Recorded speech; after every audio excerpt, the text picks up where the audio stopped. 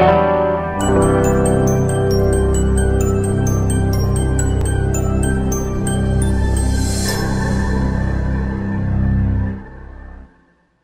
Isaías capítulo 9, versículo 1 e 2, diz assim a palavra do Senhor: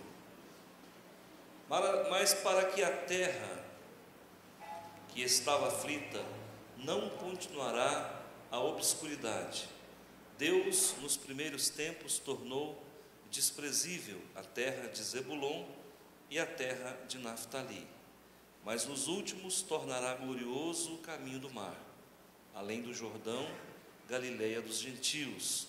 O povo que andava em trevas viu grande luz, e aos que viviam na região das sombras da morte, resplandeceu-lhes a luz. Mas para a terra que estava aflita, não continuará a obscuridade.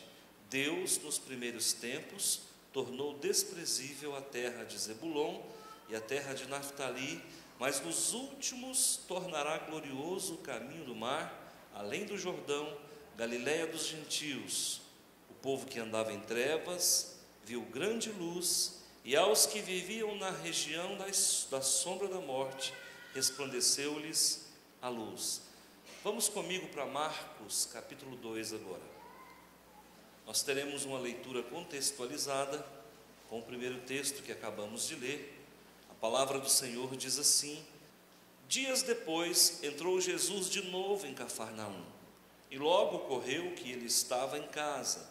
Muitos afluíram para ali, tantos que nem mesmo junto à porta eles achavam lugar, e anunciava-lhes a palavra. Alguns foram ter com ele, conduzindo um paralítico levado por 4 homens, e não podendo aproximar-se dele, por causa da multidão, descobriram o eirado no ponto correspondente ao em que ele estava, e fazendo uma abertura, baixaram o leito em que jazia doente. Vendo-lhes a fé, Jesus disse ao paralítico: Filho, os teus pecados estão perdoados. Mas alguns dos escribas estavam assentados ali e arrazoavam em seu coração: por que fala ele desse modo? Isso é blasfêmia. Quem pode perdoar pecados, senão um, que é Deus? E Jesus, percebendo logo por seu espírito que eles assim arrazoavam, disse-lhes: por que arrazoais estas coisas em vosso coração? Qual é mais fácil, dizer ao paralítico: estão perdoados os teus pecados, ou dizer: levanta-te, toma o teu leito e anda? Ora, para que saibais que o Filho do Homem tem sobre a terra autoridade para perdoar pecados, disse ao paralítico: eu te mando, levanta-te, toma teu leito e vai para a tua casa. Então ele se levantou, e no mesmo instante, tomando o leito, retirou-se à vista de todos, a ponto de se admirarem todos e darem glórias a Deus, dizendo: jamais vimos coisa assim. Vamos orar, vamos fechar os olhos. Meu Senhor, no nome de Jesus, eu te desejo nesta noite toda a adoração. Tudo aquilo que nós fizermos aqui, consagramos ao Senhor. Todos os nossos pensamentos, todos os nossos desejos, todos os nossos anseios estão entregues, rendidos aos teus pés. Nós oferecemos aquilo que há de melhor em nós. Dentro de nós existe a centelha divina, o amor do Senhor, habitando nos nossos corações, para nós sermos cada dia mais próximos desta verdade, que é Cristo nosso Senhor. Esteja em cada coração. Meu Pai, abençoa cada família aqui representada, e toda força do mal, Senhor, afasta, para que nossa adoração suba, que as nossas orações subam como aroma suave diante do Senhor. É no nome do teu Filho que eu oro e agradeço. Amém. Amém. Olha, irmãos, eu quero falar com vocês hoje sobre isso. Hoje é o dia do meu milagre, tá bom? Vamos falar sobre isso. Você consegue imaginar que hoje você vai sair daqui abençoado? Você crê, você deseja isso? você veio buscar essa bênção, eu tenho ela em Cristo Jesus para oferecer para você. Eu quero que você alcance aquilo que você veio buscar. Ora, quem sai de casa num domingo à tarde, convidativo como esse, para descansar, para ficar deitado no sofá e vem para a igreja, com certeza vem para receber também, além de adorar e além de se colocar na presença do Senhor. Nós precisamos todos os dias de milagres. E o mais importante é que aquele a quem servimos pode e sabe fazer.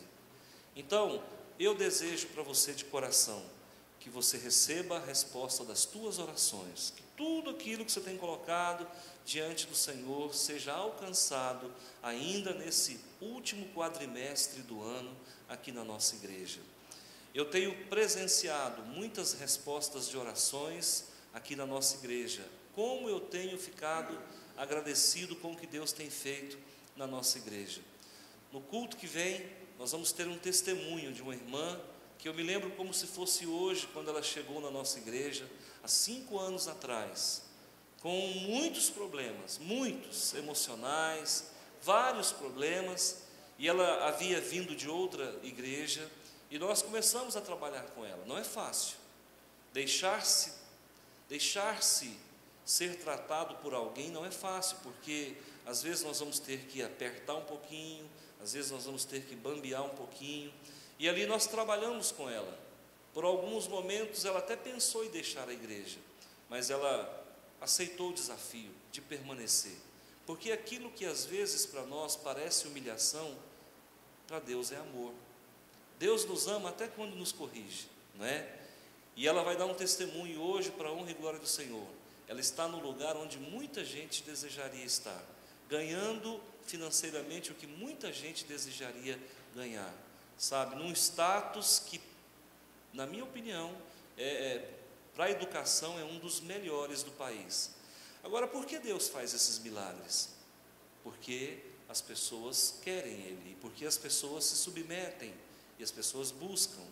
Quando eu digo para você, hoje é o dia do seu milagre, na nossa mente imediatista, as pessoas pensam assim: bom, eu já vou sair com ele e amanhã eu já vou estar montado nele, e às vezes não é assim.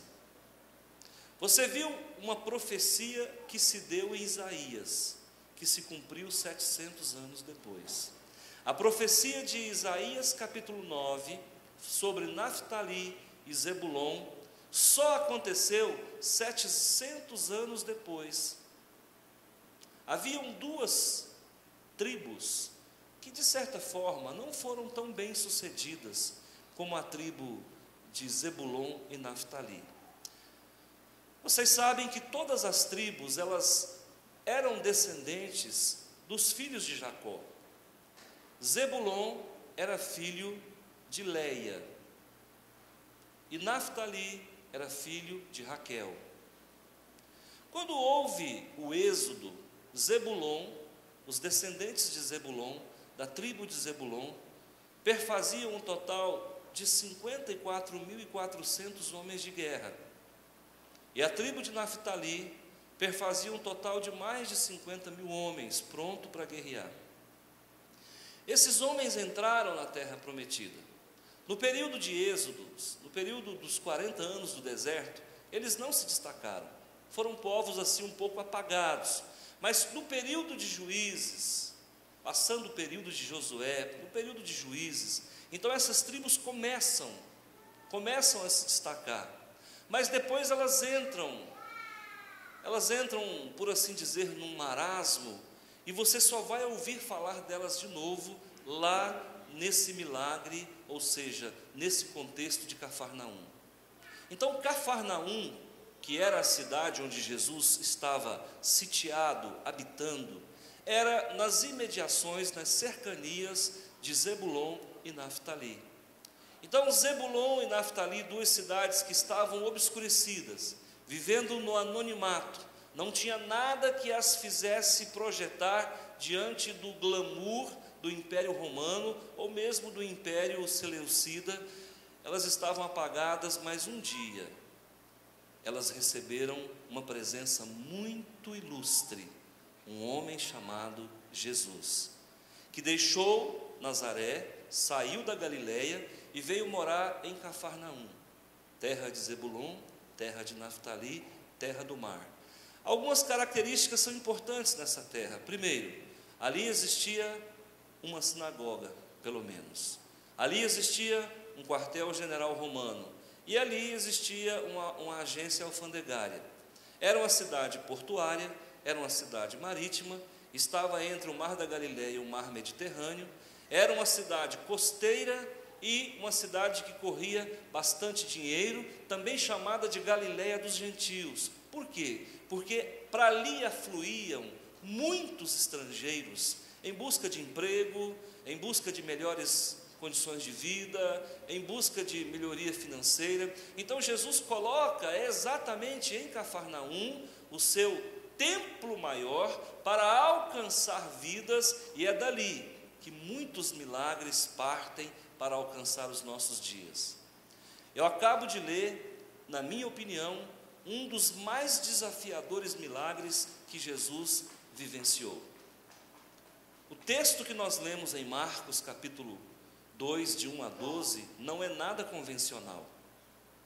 Eu quero te fazer uma pergunta: quantas vezes você viu um paralítico descendo do céu? E você vai morrer, e eu acho que você nunca vai ver. Mesmo porque quem mora numa cobertura, quem mora num prédio, quem mora numa casa lajotada, jamais vai poder ver um milagre como esse. Mas aqui Deus permitiu acontecer esse milagre justamente para quê? Para que nos nossos dias nós pudéssemos refletir sobre ele. Algumas situações bem características eu quero destacar. Quantos tipos de pessoas estavam presentes ali naquele contexto? Pelo menos 3 tipos de pessoas. Primeiro, existia naquela casa onde Jesus estava pessoas que foram ali para pegar Jesus no contrapé. Quem eram? Os fariseus. Um tipo de pessoa. Existiam ali pessoas que foram ali para ouvir a palavra. Segundo tipo de pessoas. Existiam ali pessoas que estavam trabalhando na obra do Senhor.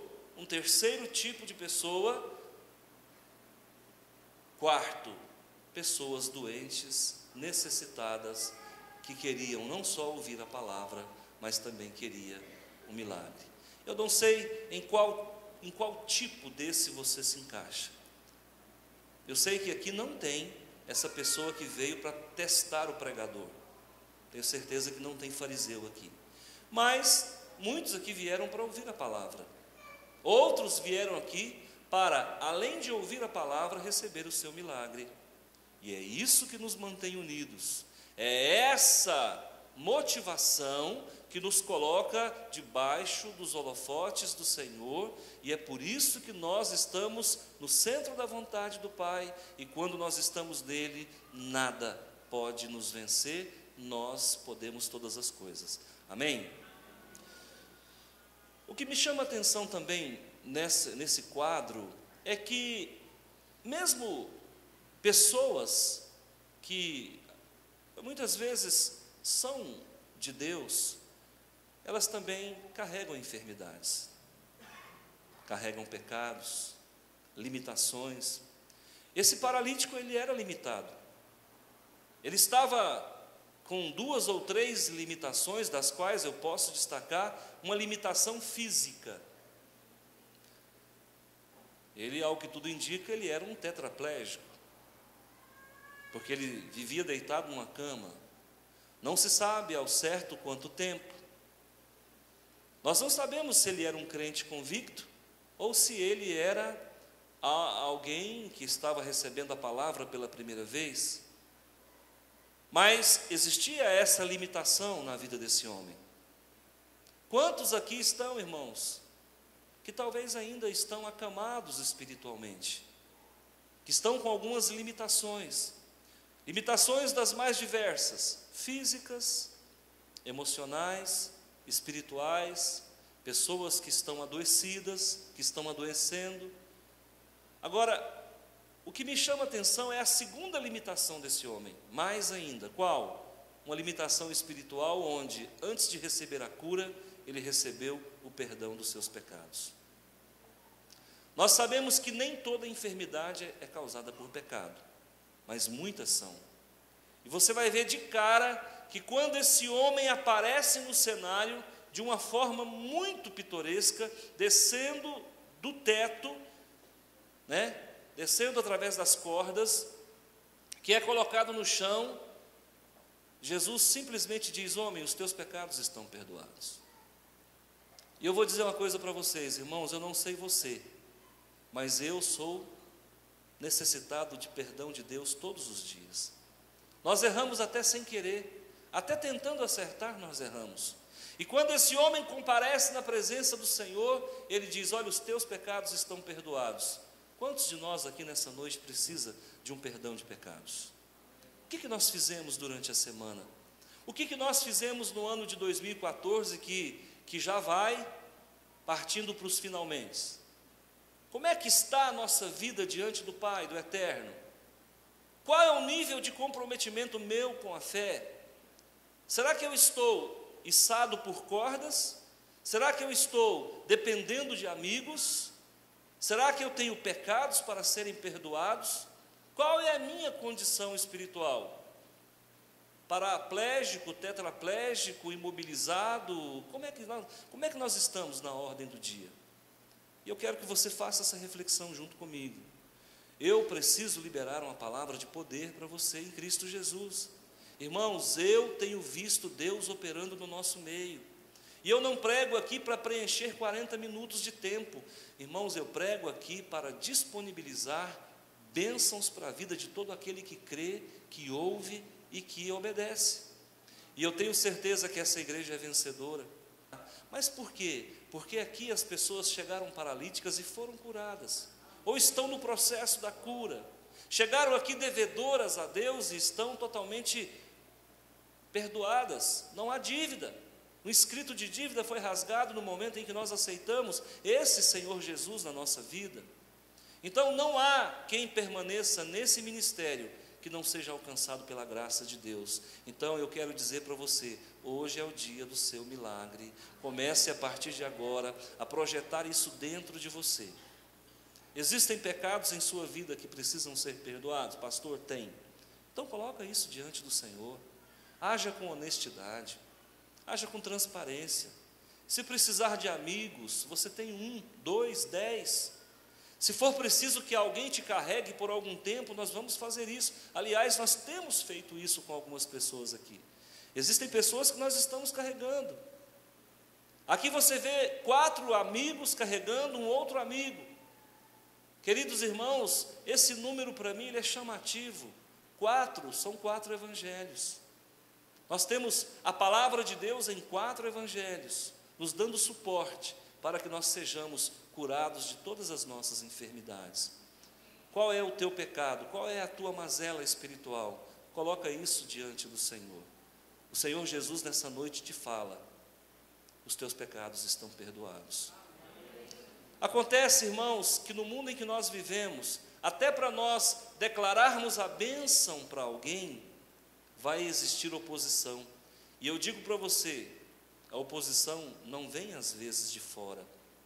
Mesmo dentro da igreja existe oposição.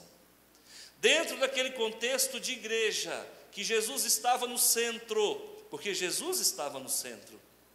Quando aquela cama desceu do céu, as pessoas abriram para que a cama ficasse exatamente na frente do Senhor. Mesmo nesse contexto de igreja, existem pessoas que vão nos julgar, que vão dizer: mas como que essa pessoa ocupa tanto tempo do pastor? Mas como que essa pessoa está sempre ali na frente dele, com uma necessidade maior do que a minha, e quando eu chego já tem alguém na frente? Isso, de certa forma, é religiosidade. Quem é esse pastor para estar anunciando o perdão de pecados? Como é que ele vem questionar o pecado das pessoas e mais, ele vem dar libertação? O que essa pessoa fez foi horrível. Quantas vezes nós apontamos o dedo para algumas pessoas, mas olha, irmãos, independente disso, o Senhor Não olha para isso. Quando existe alguém buscando a face do Senhor, só existe duas pessoas nesse cenário: Deus e o necessitado. Quando você vier para cá, numa noite como hoje, olhe somente para Jesus. Nesse exato momento, não se preocupe com quem está do seu lado. Não pense que se você sentir vontade de chorar, alguém tem o direito de te apontar o dedo. E se você vier aqui confessar um pecado, faça-o de coração aberto. Irmãos, por que nós não abrimos o nosso peito diante de Jesus? Irmãos, não tenha reservas. Se você tem limitações, diga: Senhor Jesus, eu sou limitado, eu tenho essa e essa fraqueza, eu às vezes, Senhor, piso na bola, falto com fé, ajo como criança, sou às vezes mimado, sou extremamente melindroso, trato as pessoas com casca e tudo, muitas vezes tenho faltado aos cultos, e quando aqui venho, fico torcendo para acabar logo, porque eu quero voltar para casa para assistir a novela.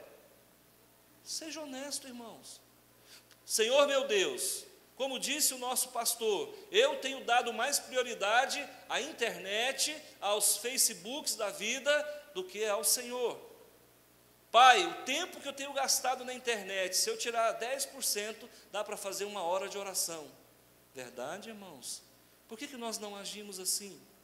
Isso é abrir o coração diante de alguém que pode nos ajudar.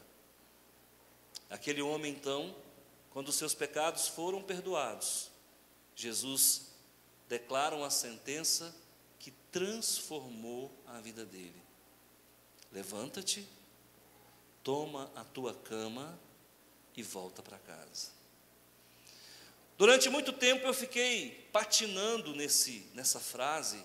Eu falei: tudo bem, levanta-te, eu entendo, Deus quer que nós nos levantemos, o levantar é de Deus, amém.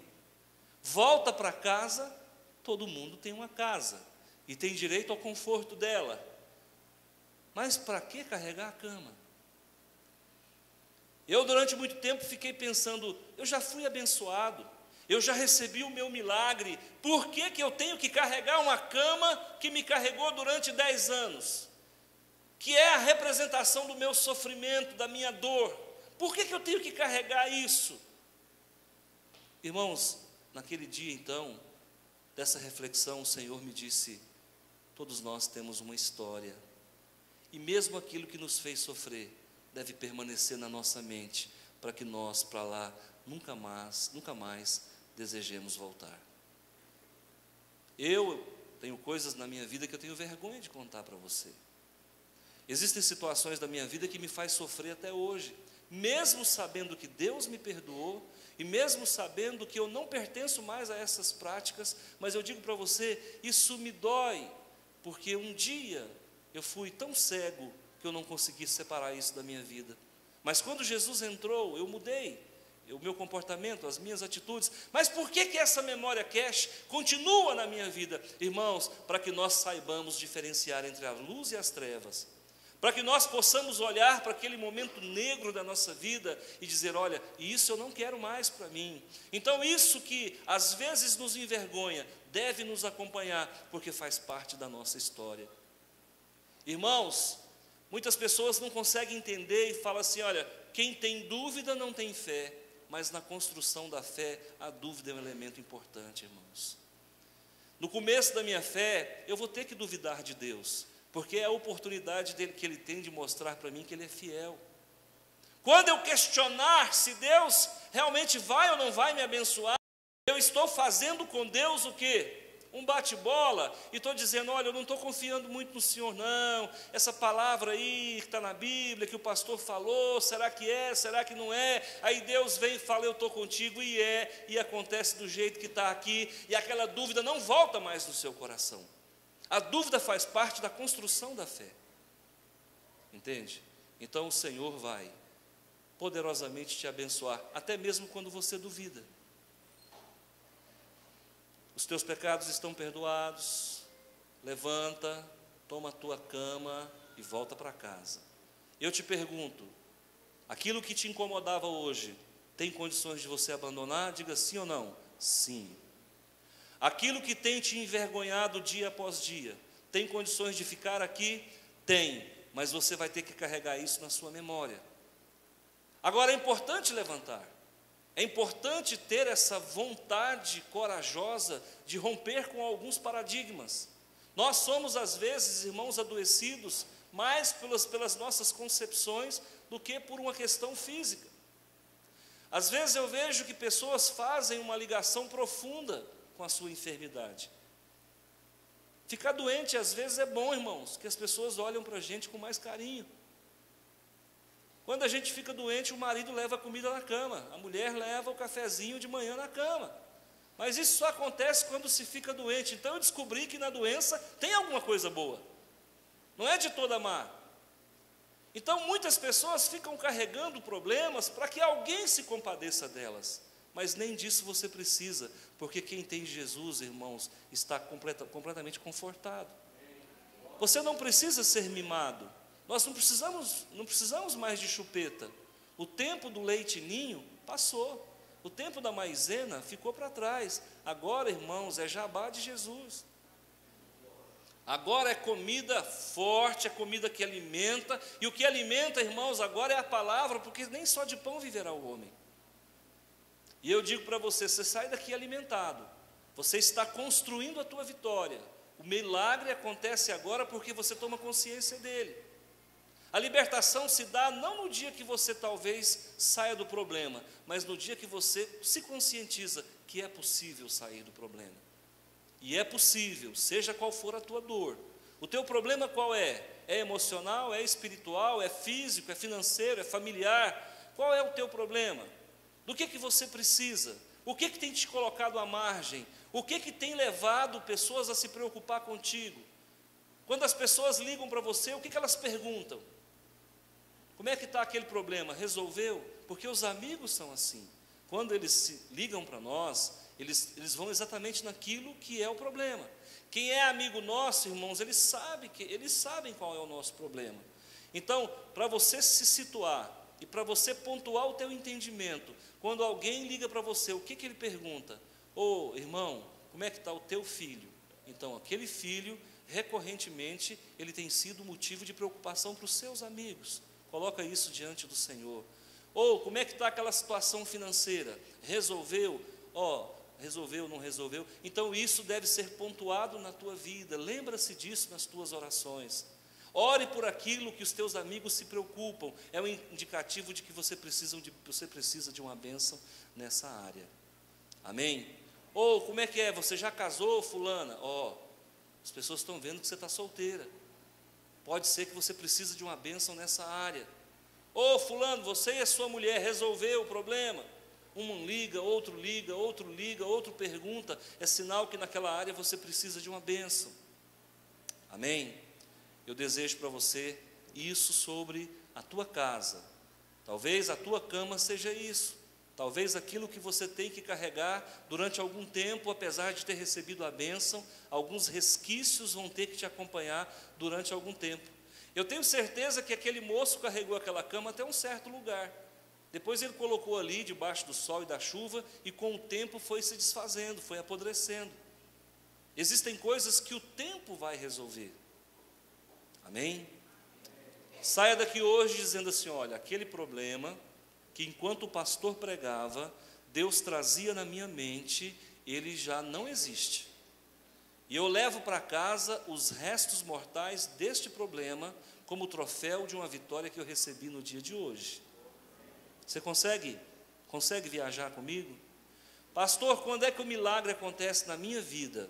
A partir do momento em que eu consigo entrar na dimensão da pregação que foi feita. A partir do momento em que eu me coloco como personagem principal dessa pregação. Quem é o paralítico do dia? Sou eu. Qual é a enfermidade da minha vida? É X. O que Jesus falou? Todos os seus pecados passados estão perdoados, futuros e presentes estão perdoados. Mas ele fala agora, toma o teu leito, anda, volta para a tua casa. Você vai voltar para casa, carregando a bênção, Você vai voltar para casa sabendo que o teu problema não é nada. Você vai voltar para casa sabendo que os teus pecados foram perdoados. Você vai voltar para casa sabendo que tem uma igreja que é tua amiga. Você vai voltar para casa sabendo que você ouviu uma palavra de vida eterna. E isso muda a tua vida, muda a tua história. Esse é o dia do seu milagre. Deus te abençoe e Deus te guarde. Silence.